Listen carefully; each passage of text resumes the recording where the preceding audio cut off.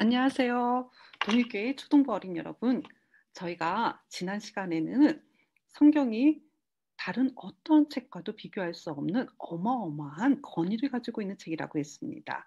그 권위는 바로 우리에게 우리의 죄가 무엇인지를 알려주고, 그리고 그뿐만 아니라 그 죄에서 자유롭게 되는 구원의 이야기, 예수 그리스도의 이야기를 들려주는 유일한 책이기 때문에 권위가 있다라는 이야기를 배웠죠. 오늘은 그에 이어서 디모데후서 3장 15절서부터 17절 말씀에 근거해서 선과 악을 판단하는 잣대로서 성경의 권위를 배워보도록 하겠습니다. 또 어려서 성경을 알았나니 성경은 능히 너로 하여금 그리스도 예수 안에 있는 믿음으로 말미암아 구원에 이르는 지혜가 있게 하느니라.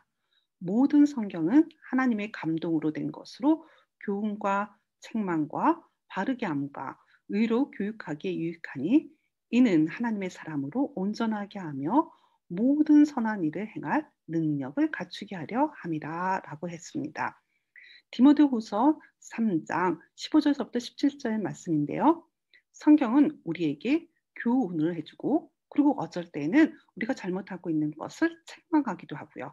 그리고 성경은 우리에게 무엇이 올바른 것인지를 알려주고 그것을 가르쳐 준다고 했습니다. 그래서 성경을 통해서 우리는 모든 선한 일을 행할 능력을 갖추게 되면서 하나님의 사람으로 온전하게 양육을 받을 수 있다라고 이야기하고 있죠. 그처럼 성경이 우리에게 선과 악을 가르치고 판단하는 잣대로서의 역할에 대해서 배워보도록 하죠. 지금 추석이 얼마 남지 않아 고향으로 차량들이 지금 움직이고 있습니다. 어마어마한 차량이죠. 이렇게 많은 차량들이 지금 고속도로로 달려가고 있어요. 그런데 이 차들이 정말 희한해요. 다들 질서정연하게 줄을 맞춰서 줄을 맞춰서 나아가고 있는 것을 보게 됩니다. 이렇게 많은 차량이 있음에도 불구하고 이 차량들이 서로 부딪히지 않고 그리고 사고가 나지 않는 것은 무엇 때문일까요?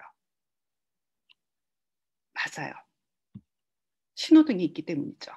신호등에는 보는 것처럼 초록색 불, 노란색 불, 빨간색 불이 있습니다. 초록색 불에서는 어떻게 해야 되죠? 맞아요. 자, 앞으로 나아갈 수 있다라는 거고요. 빨간 불에서는 어떻게 해요? 차가 멈춰서야 된다라고 것을 의미합니다. 우리는 초록불에는 차가 앞으로 나아가고 빨간불에는 멈춰야 한다라고 하게 되는 그 규칙에 따라서, 그래서 움직이기 때문에, 차가 움직이기 때문에 서로 부딪히지 않고 질서정연하게 고향까지 닿을 수 있죠. 또 하나 볼까요? 산에 갔을 때 정말 길을 잃어버렸어요. 이럴 경우에는 어떻게 해야 될까요? 길을 찾아야 되는데 길을 찾기 위해서는 우리에게 필요한 무언가가 있습니다. 무엇 필요하죠? 예, 맞아요. 우리에게 나침반이 있음이 필요합니다. 나침반은 우리에게 방향을 알려주죠. 우리가 어느 곳으로 가야 되는지를 알려주는 역할을 합니다. 그러면 나침반이 없었던 옛날에는 어떻게 길을 찾았을까요? 옛날에는요, 밤에 북극성이 바로 길의 방향을 알려줬대요. 북극성은 움직이지 않고 정말 밤에 그 껌껌한 데서도 환하게 비치기 때문에 이 북극성을 보고 그 길을 찾아갔다라고 얘기합니다. 그런데 지금은 문명이 발달하고 어, 우리의 삶이 윤택해지면서 전혀 하늘을 보면서 북극성을 바라보면서 우리는 방향을 찾아가지 않아요. 지금 우리는 차를 타게 되면 제일 먼저 모르는 길을 가게 될 때 무엇을 틀어놓냐면 바로 내비게이션을 틀어놓죠. 내비게이션은요, 우리 차가 멈춰야 될 때도 알려주고요, 가야 될 때도 알려주고요, 어느 방향으로 갔을 때 그 목적지에 도착할 수 있는지도 알려줍니다. 이런 내비게이션이 우리에게 이렇게 길을 알려줄 수 있는 것은 바로 무엇 때문일까요? 내비게이션 위에 바로 인공위성이 있기 때문이죠. 인공위성이 차에 그림에서 보는 것처럼 차의 내비게이션에 어느 방향으로 갈 것인지 그 인포메이션을 전달해 주기 때문에 우리가 안전하게 길을 갈 수 있는 거예요. 그러면 우리는 우리가 길을 잃어버리게 될 때 무엇을 판단해서 옳고 그름을 판단해서 선택해야 될 때 그럼 우리는 어떻게 해야 될까요? 분명 우리도 갈림길에 서 있을 때가 있어요.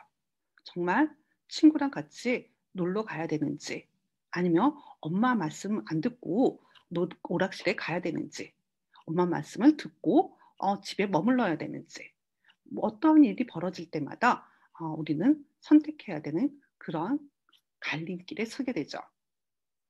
공부를 하다가도 그리고 텔레비전을 보다가도 오락게임을 하다가도 이것을 그만둬야 될 때 그리고 그만두고 두지 않고 계속 더 해야 되는지 그런 선택의 기로에 서게 됩니다. 이런 선택의 기로에 서게 될 때 내 마음을 비추는 그 거울이 필요해요. 나는 무엇에 비추어서 나의 선택을 할 것인지 그것은 바로 하나님의 말씀입니다. 우리에게는 이렇게 하나님의 말씀에 비추어서 삶을 살아갔던 우리의 신앙의 선배들이 계시는데요. 그분 중에 한 분이 손양원 목사님에 대해서 좀 들려드리도록 할게요. 손양원 목사님. 손양원 목사님은요.